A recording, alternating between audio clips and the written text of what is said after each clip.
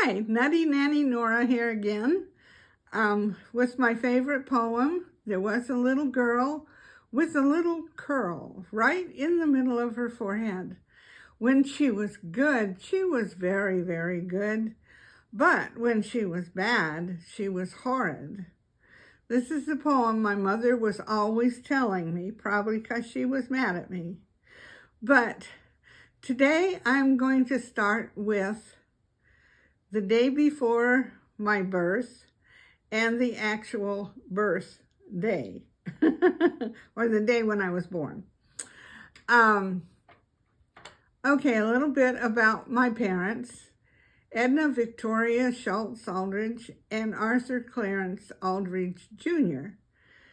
were married on the 1st of January, 1933, and they had a very good life, and they got to know each other, and they were very organized as to how they were going to raise their children because they'd known each other since they were 12, and they both had abusive, violent fathers.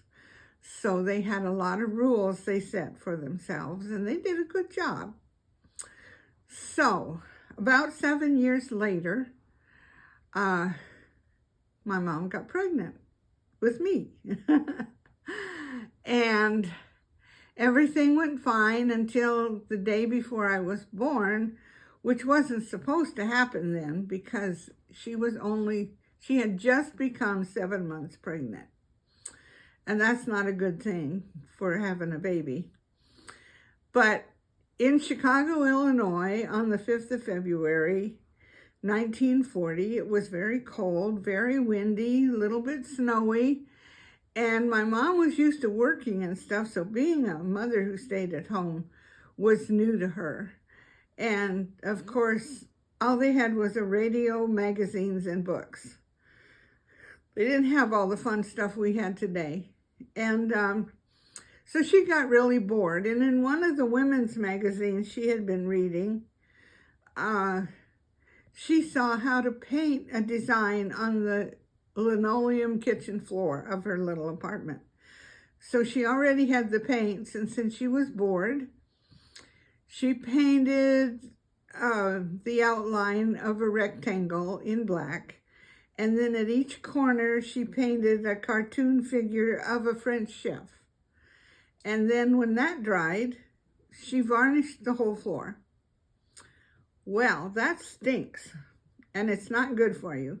So she visited a neighbor until my father came home from work, and they went out to dinner, and I don't know, they may have gone to a movie. I don't know that for sure. But anyway, they came home and went to bed.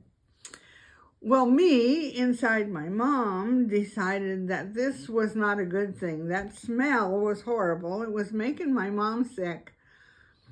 But she was sleeping right through it, but I wasn't. So I kept kicking and squirming and being a nuisance, and it didn't wake her up. So then I turned my head down, scrunched my legs and arms together, and pushed the get out of jail free button. Nothing happened. I pushed it again. She kind of turned over. So I pushed it again and again, and finally it woke her up. And she woke my dad up, and they went to the hospital. And by then it was February 6th in the morning, early.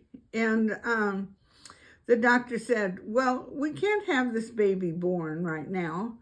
So my mom did everything, plus holding onto the headboard and crossing her legs as tight as she could, which is really funny to think of now. Of course, it wasn't funny to her then. But I was determined. I'd already pushed the get out of jail free card, and I was ready to be born. So out I came.